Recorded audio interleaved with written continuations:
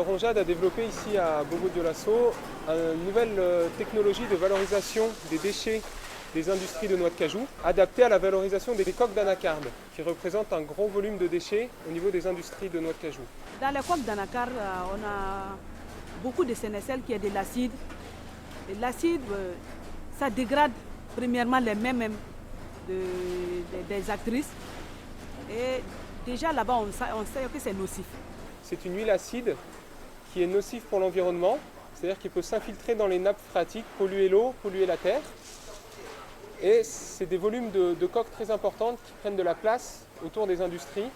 Là où on met les tas de coques là, tout ce qui est là, que ce soit la terre ou bien l'arbre, ça détruit tout sur place. La première idée était de brûler les coques en combustion directe pour les transformer en cendres et en fumée. Ça pose de gros problèmes environnementaux et de santé publique parce que cette huile brûle très mal et produit des fumées âcres et des fumées acides qui sont vraiment gênantes. Ce projet répond à un double besoin. C'est d'abord un besoin de renforcement de la compétitivité des industries de transformation du cajou burkinabé, en facilitant leur accès à l'énergie. Mais c'est aussi un besoin très important de préservation des ressources forestières en réduisant la consommation de bois de cette industrie et donc en luttant contre la déforestation. Le projet a démarré depuis 2010 et c'est un projet qui doit s'installer sur 3 ans. Donc le projet est financé par la région Rhône-Alpes, dans le cadre de la coopération décentralisée, région Haut-Bassin, région Rhône-Alpes. Il y a divers partenaires qui ont été associés, à savoir les DGE, le CIFREPAD et le CESAO.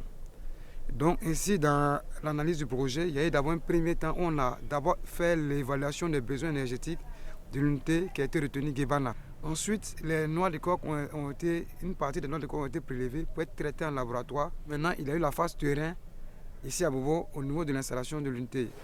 Alors nous avons développé une technologie qui s'adapte au contexte local, donc du Burkina Faso et de la région de Bobo Dioulasso. Ce four peut être fabriqué à 100% dans un atelier, même dans un petit atelier de la ville de Bobo.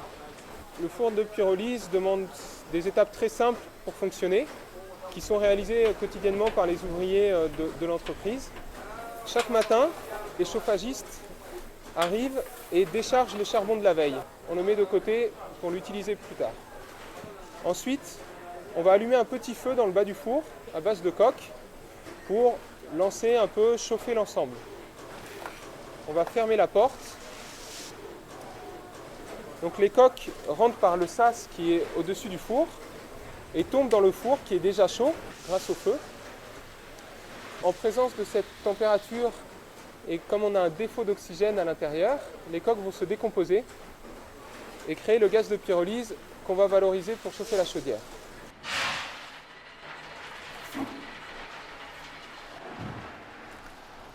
Quand tu charges et que tu verses les coques dans le gabarit, tu ouvres d'abord un bouchon pour que l'air rentre, pour pouvoir amener la fumée à la sortie de l'allumage. Donc après 5 à 10 minutes, tu peux allumer maintenant. Au fur et à mesure, à chaque chargement, tu ouvres un bouchon. En chargeant 360 kg de coques par jour dans le four, on peut fragiliser 2,4 tonnes de noix d'anacarde pour le process industriel. On doit pouvoir monter à la production de 2,8 tonnes ou à peu près 3 tonnes avec le même matériel. Mais on estime qu'on pourrait avoir un volume de traitement à peu près 3 à 4 fois supérieur. Pour éteindre la nuit, la pyrolyse, il suffit de boucher tous les entrées d'air. Et que vous allez voir la flamme qui va descendre dans la pyrolyse. Tout petit peu, jusqu'à va s'éteindre. C'est comme ça.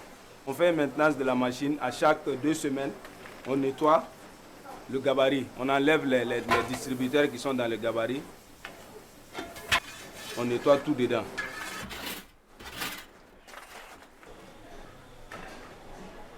Quand nous sommes arrivés dans cette unité de transformation de la noix de cajou au début de l'année 2012, la chaudière fonctionnait avec un combustible bois.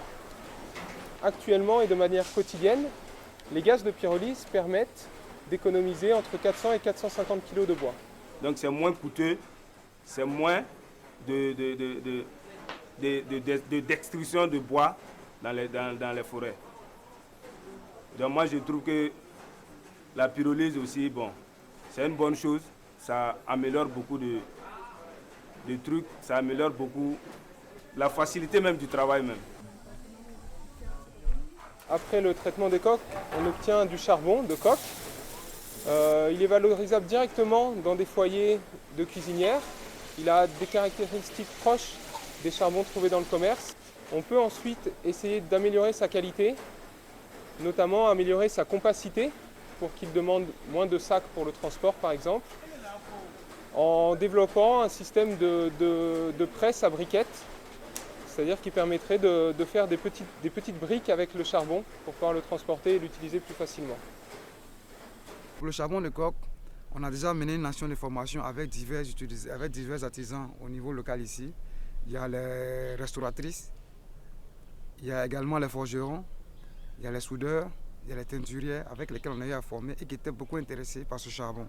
Au vu des milliers de tonnes de déchets coques de cajou qui sont produits annuellement au Burkina, on peut dire que la pyrolyse des coques de cajou a un bel avenir devant elle. Cette technologie peut être valorisée par les crédits carbone, elle peut être utilisée dans le séchage de mangue, elle peut être utilisée dans les huileries de coton. La principale perspective, c'est avant tout que la pyrolyse devienne une affaire burkinabé et soit appropriée localement.